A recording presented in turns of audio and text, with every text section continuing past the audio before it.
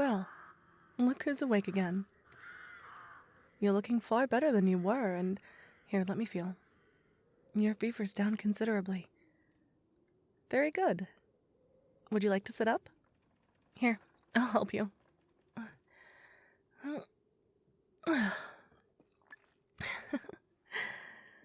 Well, you did a much better job of it today. Come here, let's get the hair out of your face and straighten up that shirt. There we go. I may have to bathe you today. Don't be a child.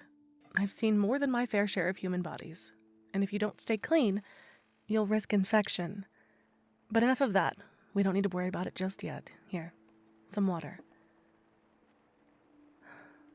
So, do you remember your name today? There, little chick. You hit your head quite hard.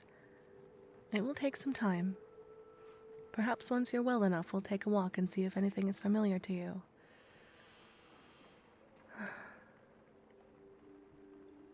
For now, well, we have to call you something.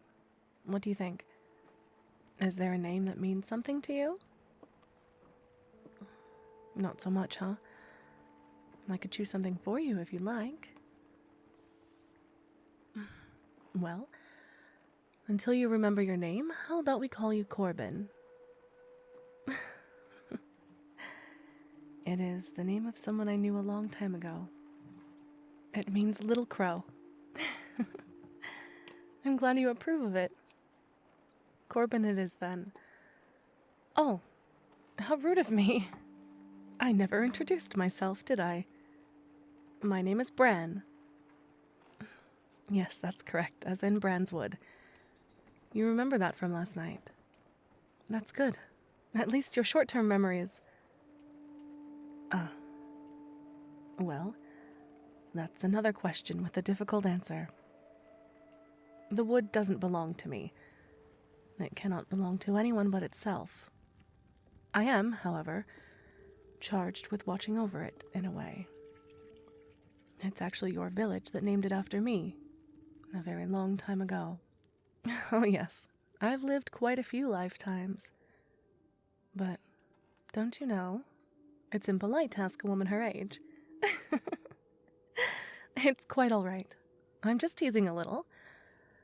I have lived long enough that I likely knew grandparents you've never met. You could say it's the magic, yes, but not my own. Always so many questions.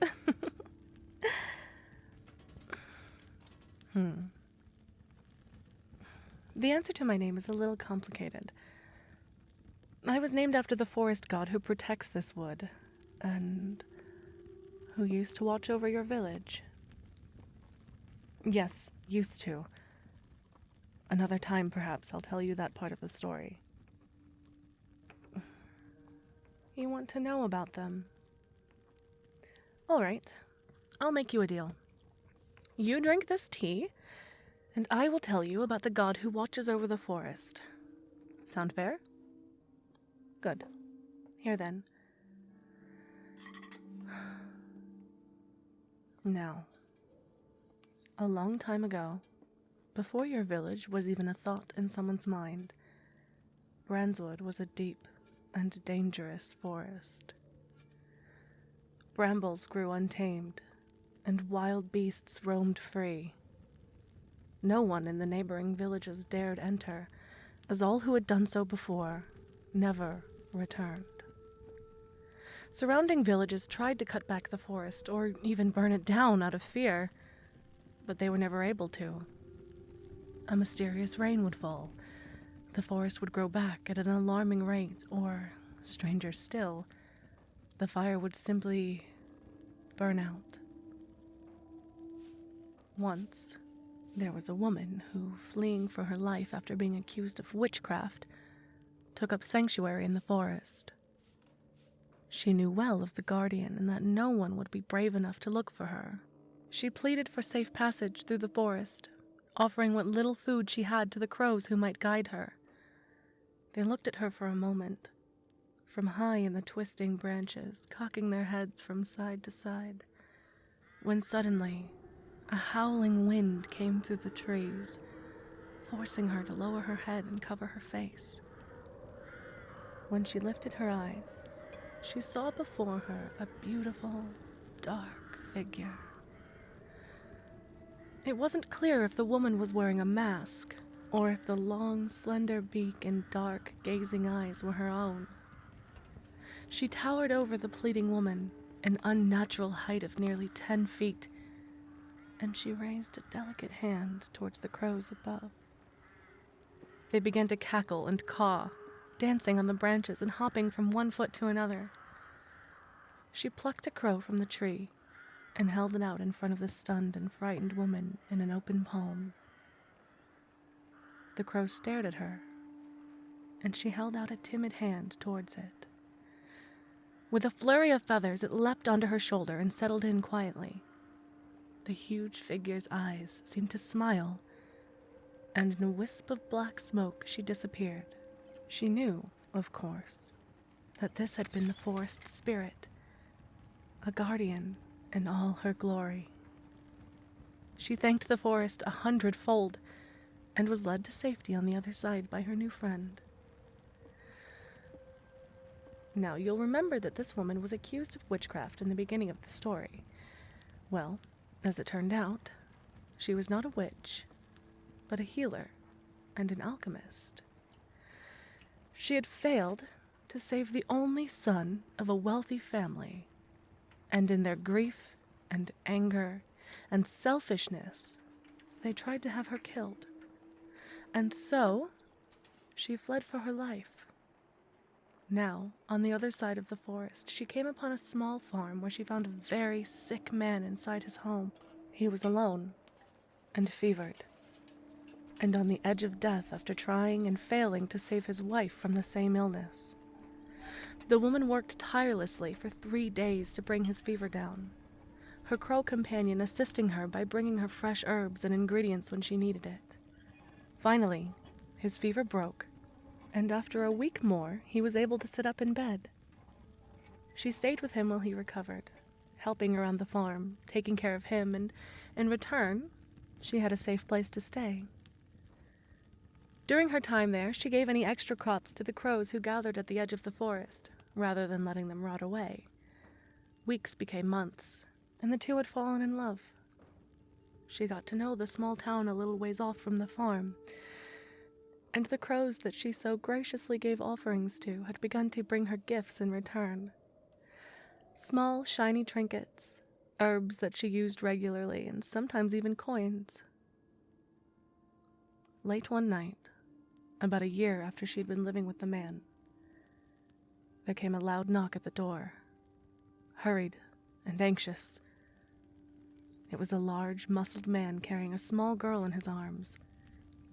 His cheeks were red from wind and tears, and he pleaded with them both to help, having heard the man had recovered from a similar illness. The woman was scared. The last time she had failed, she lost everything and was nearly killed. But the young girl in his arms looked at her with a dazed, weak expression, and she couldn't say no. They laid her in the bed, and the woman went to work, just as she had done a year ago. On the night of the 3rd day, the girl's fever had still not subsided. Scared and unsure of what to do, she left the house to have a walk and found herself a little ways into the dark wood. She fell to her knees and pleaded with the forest guardian for guidance, to know if there was some plant or poultice that could save the girl. In a fit of tears, she tore her mother's silver necklace from her neck and threw it to the ground, crying for the guardian to take it as an offering. The next morning, she awoke in her home, the 2 men standing over her, concerned. Her lover explained that he had found her on the ground, passed out in the woods, and he handed her the silver necklace. "I found it wrapped in the branches of a young tree. It must have pulled it off of you," he said. The woman held out her hand to accept the necklace, the chain unbroken and good as new. Her eyes went wide, and she asked the man to lead her to the tree where he found it. When they arrived, her crow flew over and perched in the thin branches, cawing at her and fluttering its wings. She took a small knife from her pocket and carved a bit of bark from the trunk. She took it back to the kitchen and created a tea for the girl, who was so weak that she couldn't even hold the cup. The girl laid back, and her eyes fluttered closed. But she breathed easy and seemed to be sleeping well for the first time in days. Over the course of a few more days, she recovered rapidly and was finally able to return home. The man thanked them and asked them how she had done it. I cannot take credit, for it was the forest who gave me the answer. The woman became well known to those in the nearby village as a skilled healer, and always she gave credit to the forest spirits. She continued to leave offerings at the edge of the wood, nothing more than they were safe to give, simply what they did not need, and the crows would come and feed happily.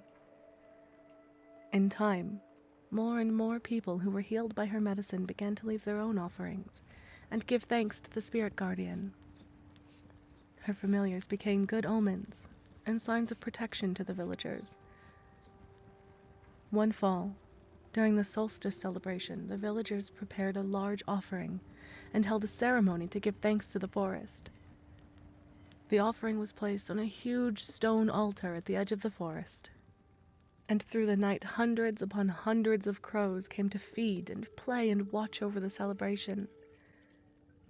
It became a yearly tradition, and in return, the forest watched over the village, protected it from disease and famine, and outsiders who might mean them harm.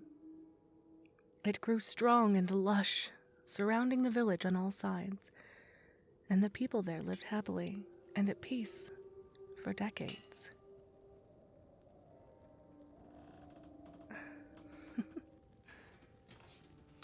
Are you asleep, little crow?